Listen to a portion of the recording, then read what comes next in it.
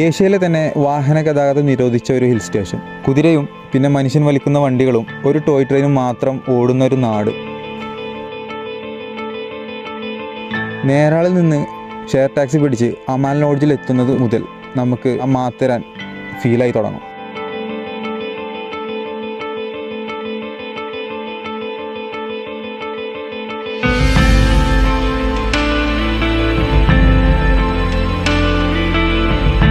ഒരു hill station എന്നതിലപ്പുറം ഒരുപാട് പഴമ കൂടി ഫീൽ ചെയ്യുന്ന ഒരു സ്പോട്ടാണ് മാത്തേരാൻ എന്ന് പറയുന്നത്.